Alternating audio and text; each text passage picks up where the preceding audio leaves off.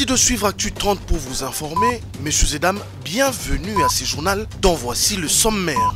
Exeta 2022, lancement ce lundi des épreuves à travers tout le pays. Plus de 900 000 candidats sont attendus pour le 4 jours que durant ces épreuves. Après un long moment de silence, Jean-Marc Kabound Ouakaboun sort de sa tanière et éventre le bois. L'ancien patron de l'UDPS est désormais opposant au régime dont il n'a brossé qu'un tableau sombre. C'était lors d'une conférence de presse organisée ce lundi en sa résidence. Rassemblement de léopards a pris en vue de leur préparation au match des éliminatoires du CHAN Algérie 2023. Nous y reviendrons avec détail dans ce journal.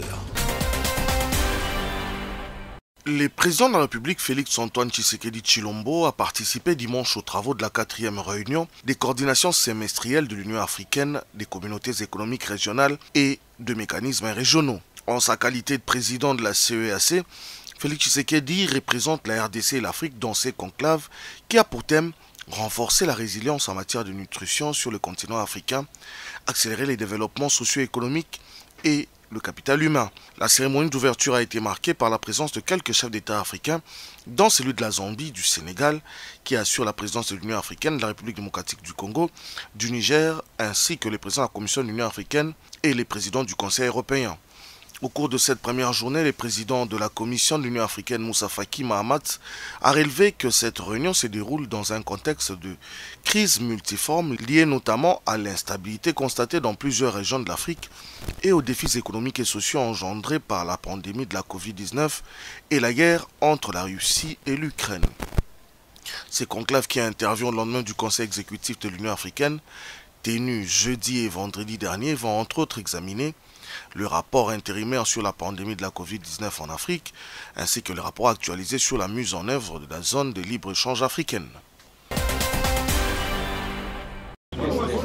Alliance pour les changements, c'est le nouveau parti politique sur lequel il faudrait désormais compter. L'annonce a été faite par son autorité morale lui-même, un parti de l'opposition.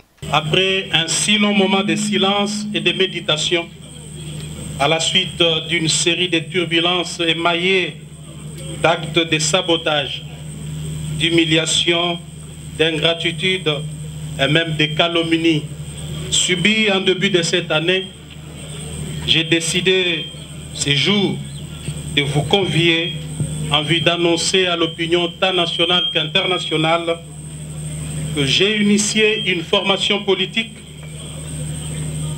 ensemble avec d'autres Congolaises et Congolais que nous avons transformé en parti politique. Il s'agit bien du parti Alliance pour le changement.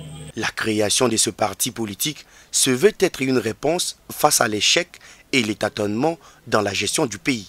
Le parti AC fera sans nul doute l'opposition au régime Félix Tshisekedi. Pourquoi nous le ferons? C'est exactement pour des raisons. D'une part, nous avons constaté l'absence d'une vision claire et d'un leadership convaincant dans le chef du président Félix Tshisekedi. Et d'autre part, l'incompétence notoire et la mégestion institutionnalisée caractérisée par l'insouciance, l'irresponsabilité, la jouissance et la prédation au sommet de l'État. Commentant l'actualité, la position de Jean-Marc Kabound Ouakaboun sur la situation de l'Est du pays est claire. La situation d'insécurité à l'Est du pays, dont les ennemis sont connus et que nous avions eu l'occasion de dénoncer les dangereux rapprochements en son temps, est la preuve éloquente que les déficits du leadership et des capacités à prendre des décisions fermes et courageuses en interne et vis-à-vis de ceux qui nous menacent pour apporter le soulagement à nos populations de l'Est tant meurtri et démontré. Au regard de ces tableaux sécuritaires sombres, il est clair que M. Félix Tshisekedi aujourd'hui doit être considéré comme un danger au sommet de l'État. L'ancien premier vice-président de l'Assemblée nationale lance un vibrant appel à s'opposer à toute idée de ne pas organiser les élections en 2023. Le régime Tshisekedi a décidé de mettre en péril la périodicité, la sincérité et la transparence des élections en préparant les glissements ainsi qu'en orchestrant une fraude massive aux prochaines échéances électorales. À noter que l'Alliance pour le changement est un parti politique de gauche qui prône la social-démocratie et qui a comme devise liberté, égalité et justice.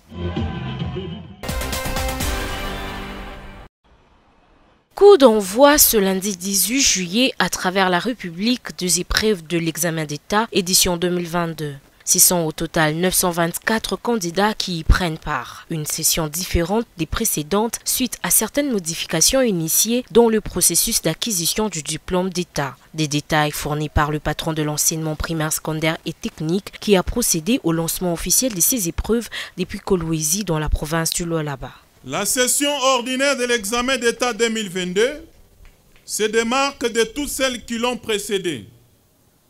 Elle porte en effet l'essor d'une grande réforme initiée à travers l'arrêté ministériel numéro 033 du 4 mars 2022 portant modification de quelques dispositions de l'arrêté ministériel numéro 0493 du 23 mai 2017 qui dispose entre autres que désormais ne sera éligible à l'obtention du diplôme d'État que le candidat qui aura obtenu au moins 50% dans l'une des deux branches essentielles de son option et réalisé 50% du total des points à l'examen d'État et de l'école. Tony Mwaba a par ailleurs rappelé aux finalistes les différentes normes requises pour ne pas tomber à la tentation des antivaleurs.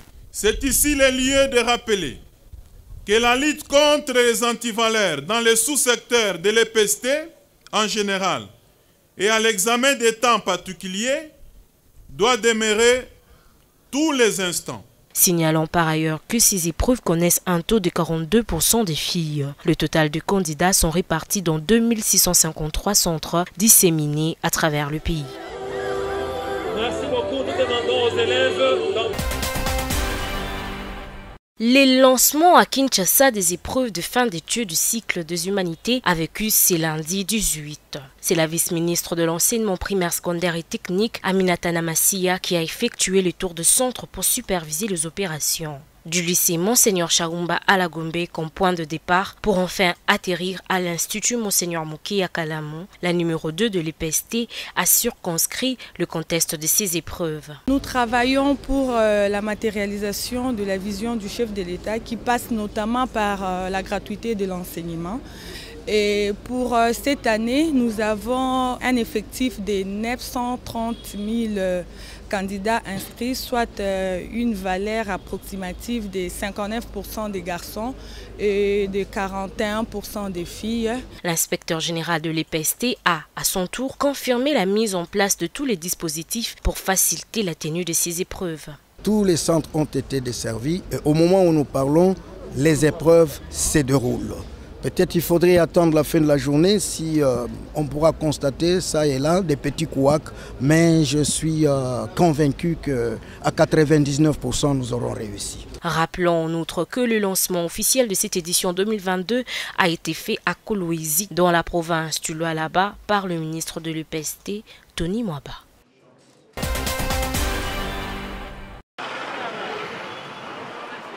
La ville de Kinshasa a, elle, seule, a aligné plus de 162 000 candidats aux épreuves de la session ordinaire de l'examen d'État, édition 2022. Quelques finalistes rencontrés aux sorties des centres nous ont livré leurs impressions. Je suis finaliste au lycée Sacré-Cœur. C'est bien passé, c'était sur la culture générale. Aucune difficulté, tout s'est bien passé. Ça a été, j'ai trouvé pas mal de questions que j'avais déjà eu à résoudre dans les items pendant cette préparation avant l'examen. Les questions n'étaient pas toutes difficiles. Je dirais que ça n'a pas été facile, mais je dirais aussi que ça n'a pas été difficile. Donc on s'est débrouillé avec ce qu'on nous a appris.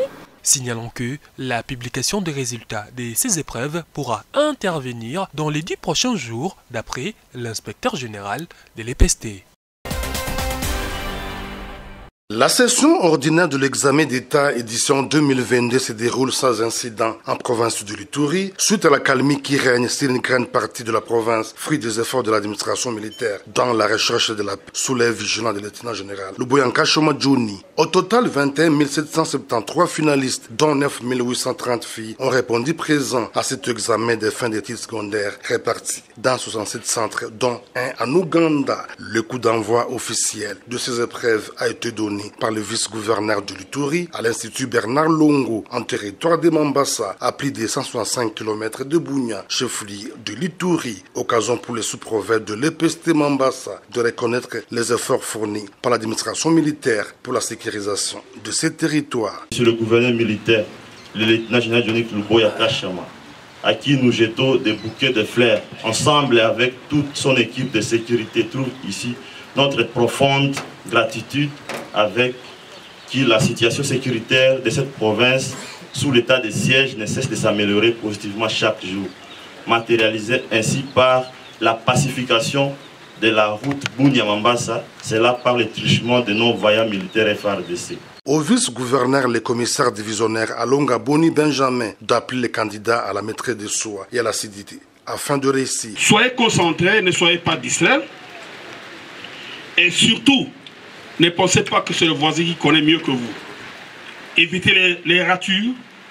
Commencez par les questions les plus faciles. N'oubliez pas que moins 2 au carré et plus 2 au carré font tous combien? Moins 2 au carré, ça fait 4. Plus 2 au carré, ça fait aussi 4. Donc, évitez les confusions. Durant 4 jours, les candidats finalistes seront soumis à la culture générale, au cours d'options, à la science et aux langues. La Commission électorale nationale indépendante a organisé un cadre de concertation avec les représentants de partis et regroupements politiques. Objectif, échanger autour de contours de processus électoral entamé qui doit déboucher sur les élections générales en 2023. Dans son discours, le président de la CENI a insisté sur le caractère transparent des scrutins. Autre sujet évoqué, les innovations et la conformité aux prescrits de la Constitution et du travail qu'entreprend la CENI dans les soucis d'impliquer toutes les parties prenantes au processus électoral. La seconde phase de cette rencontre a consisté aux échanges. Denika Dimankazadi a apporté des réponses aux interrogations et préoccupations soulevées. Une nouvelle structure de femmes vient de voir le jour en République démocratique du Congo. Le groupement de femmes de l'Union sacrée RFUSE en cycle. Guidée et inspirée par la vision politique du chef de l'État congolais, cette structure composée de femmes membres de partis politiques, membres de l'Union sacrée, veulent leur combat consacrer et accorder au chef de l'État un deuxième mandat. Autre objectif poursuivi, militer pour une participation massive de femmes au processus électoral. Consciente que les femmes constituent l'électorat majoritaire en République démocratique du Congo. Ainsi, décidons ces jours devant Dieu, devant l'histoire, devant nos présidents des partis politiques membres de l'Union sacrée de la nation, de créer un regroupement femmes politiques de l'Union sacrée de la nation, RFUSE en sigle. Et nous mettons un accent sur la promotion de la femme, parce que vous avez remarqué que le chef de l'État est un partenaire privilégié dans la lutte pour la promotion de la femme. Il a su le déterminer lors de l'avènement du gouvernement Sama, où il y a 27% des femmes au sein de ce gouvernement. Il continue à promouvoir les femmes dans les postes décisionnels. Voilà pourquoi nous nous sommes dit que nous les femmes, nous devons nous unir autour du chef de l'État, l'accompagner, vulgariser ces actions qui sont des fois méconnues par l'ensemble de la population. RFUSE lance également un appel à tous les Congolais de s'unir autour du chef de l'État pour ramener la paix à l'est de la RDC.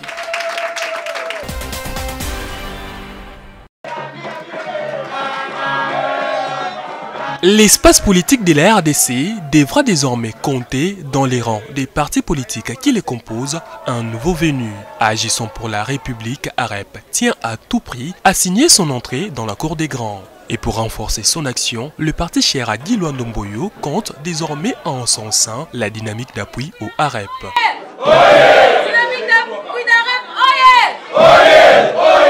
Une structure qui a signé officiellement son adhésion le week-end dernier à Kinshasa. Ce sont au total 300 membres et cadres qui viennent ainsi renforcer l'action du parti. Après un briefing sur les objectifs du parti, suivi d'une séance de réarmement moral, place à la cérémonie des signatures de l'acte d'adhésion. En fait, de moi-même, j'ai levé l'option de venir les soutenir dans le secteur politique. Je pense que ça ne se fait pas au hasard. J'ai été séduit par ses actes.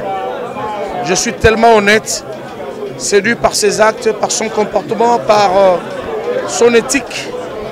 C'est ce qui m'a poussé de venir les soutenir. AREP, c'est un nouveau parti politique où il y a un champ qui est d'abord libre.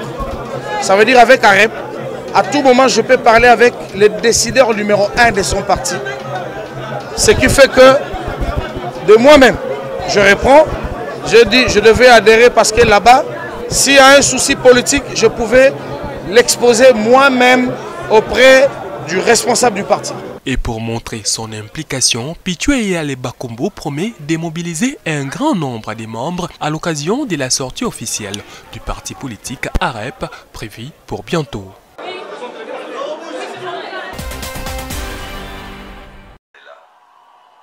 Le monde entier célèbre ce 18 juillet la journée internationale Nelson Mandela.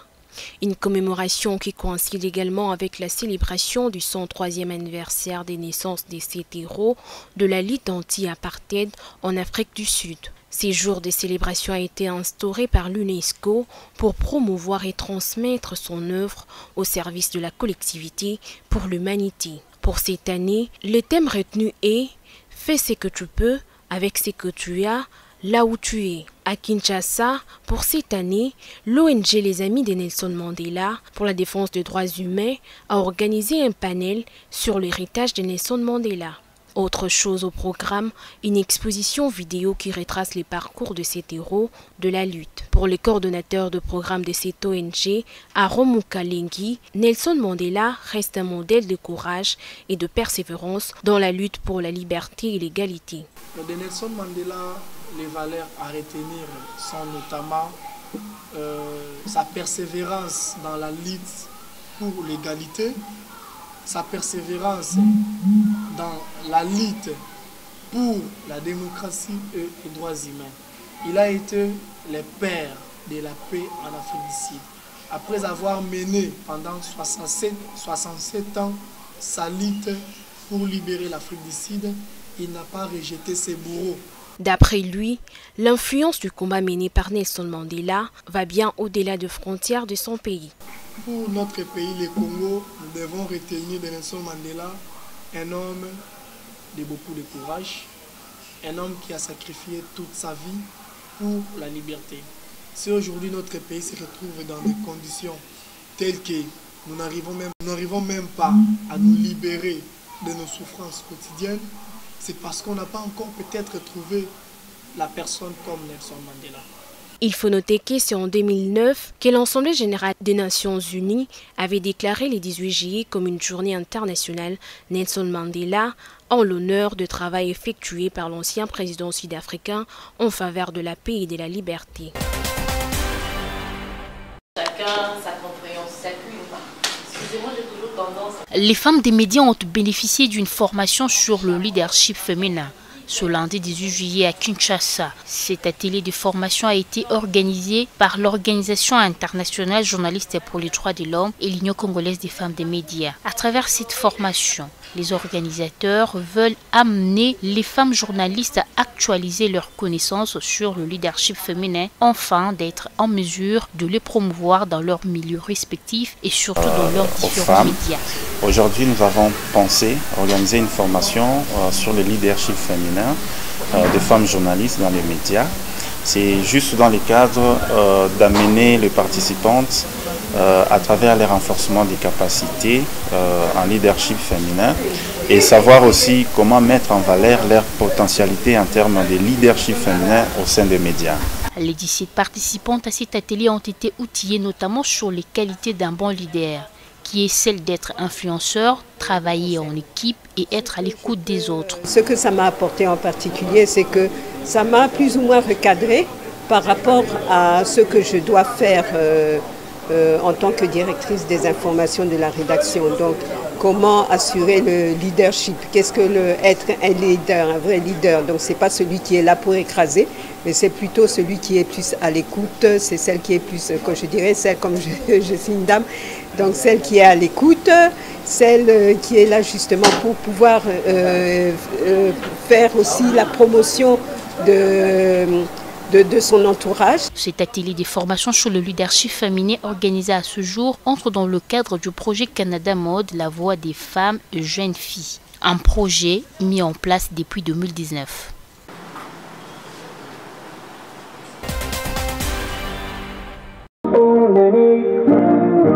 C'est un grand jour pour la Société nationale des hydrocarbures Sonahydrac SA. Après un premier financement test réussi à hauteur de 10 millions de dollars, ce samedi 16 juillet 2022, la banque UBA United Bank for Africa renouvelle sa confiance au gouvernement en signant l'accord pour une ligne de financement à hauteur de 130 millions de dollars pour l'importation des produits pétroliers. Le ministre des Finances, monsieur le directeur des cabinets. Vos applaudissements, s'il vous plaît. L'événement est détaillé et les ministres des Finances, des hydrocarbures ainsi que du portefeuille ont été représentés par les directeurs de cabinet de chaque ministère respectif. La directrice générale AI de la Sonahydrac s'en réjouit et assure que la Sonahydrac peut mobiliser jusqu'à 40 millions de dollars par an. Les projections les plus optimistes indiquent qu'elle est capable de mobiliser jusqu'à 40 milliards de dollars par an grâce à cette ressource fossile.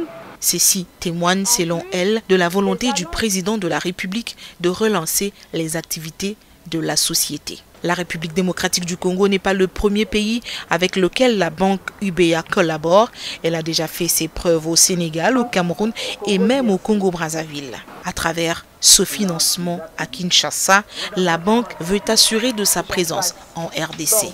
Donc c'est un début. Nous espérons que nous bénéficierons du soutien et de la confiance des ministères parties prenantes à cette transaction pour pouvoir également participer au financement futur des hydrocarbures dans les autres parties du pays. Représentant le ministre des Hydrocarbures, le directeur de cabinet rappelle à la Sonahydrac l'obligation des résultats. Ce redressement et relance de la Sonahydrac ne seront rendus possibles que si l'équipe dirigeante met en place, exécute un programme et un plan d'action cohérent et efficace qui permettent d'espérer des bénéfices en termes de résultats et tourner la page des pertes successives enregistrées depuis plusieurs années. Reconnue comme l'une des banques les plus solides en Afrique du Sud et du Sub-Sahara, l'UBA totalise près de 73 ans d'activité. La banque met à la disposition de ses plus de 33 millions de clients son nouveau réseau de plus de 1000 agences, 2697 distributeurs automatiques de billets, 119 303 terminaux de paiement électronique ainsi que des plateformes robustes de banque en ligne et de banque mobile. UBA RDC SA, qui est l'une des 20 filiales de UBA PLC en Afrique, offre des services financiers à la République démocratique du Congo depuis 2011.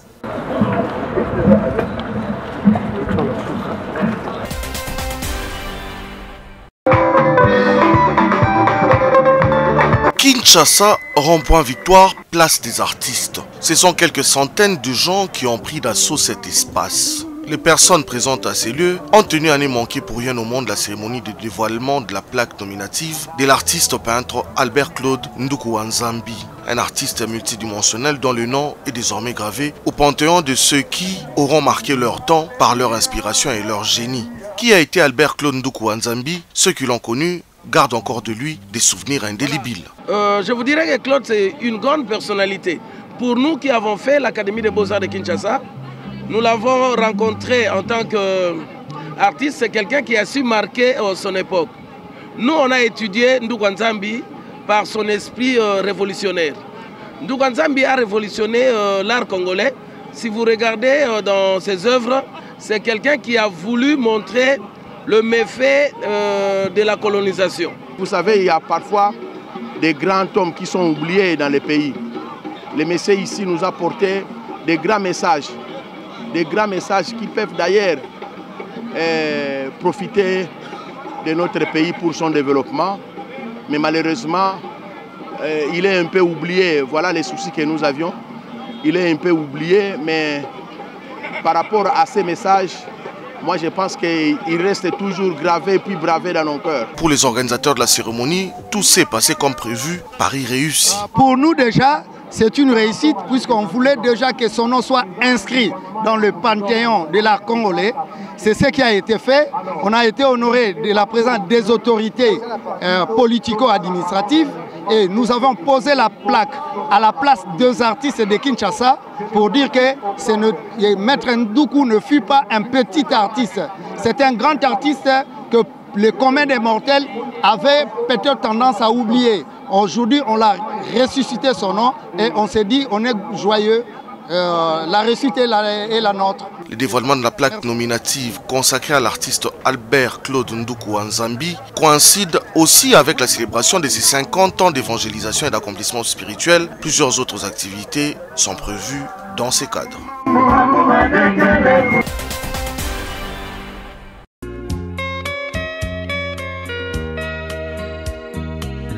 Début, c'est dimanche du 7 juillet à Kinshasa du rassemblement des Léopards de la RDC pour un stage de préparation au match des éliminatoires du CHAN Algérie 2023. Au total, 33 joueurs sur les 44 convoqués ont répondu présents à l'appel. Sous la direction du staff technique, les joueurs locaux présents ont passé différents tests médicaux, entre autres l'évaluation des signes et paramètres vitaux, l'électrocardiogramme, le test de souplesse iso-jambier, les tests de détente verticale et autres. Toujours dans la soirée du même dimanche, les fauves congolais conduits par les sélectionneurs nationaux Otis Ngoma Kondi se sont également entraînés sur la pelouse du Stade des Martyrs. Une séance d'évaluation axée notamment sur le travail des passes et la conservation du ballon.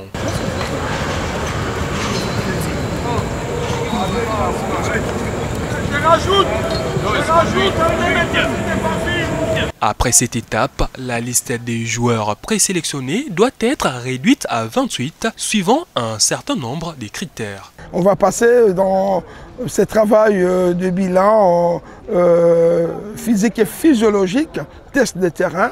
Donc on aura un test d'endurance qui est l'EVA-MEVAL demain, consiste à faire le tour de piste à une vitesse sonore qui sera dictée par la radio, les bips ou le magnéto. Deuxièmement, il y aura un test de vitesse sur photoélectrique, donc sur 10 mètres, 20 mètres, 30 et 40 mètres, puis 5 fois 10 mètres. Parce que ça a toujours été un plaisir de représenter son pays pour chaque joueur, peu importe la ville où tu sors, Kinshasa, Lubumbashi et j'en passe. Ça a toujours été un plaisir de représenter son pays, donc un immense plaisir pour moi. Toujours obligé à ça toujours entraîneur et puis on est là. Tout ça la vraiment photo. Ont participé à cette première séance d'entraînement de joueurs comme Saïdi Badjo, Merveille Kikassa, Merce Ngimbi, Glody Lilepo Makabi, Philippe Kinzumbi, Manubola Lobota et autres. A noter que dans cette première partie du stage de préparation, la RDC va livrer 2 matchs amicaux le 22 et 31 juillet prochain contre le Congo-Brazzaville.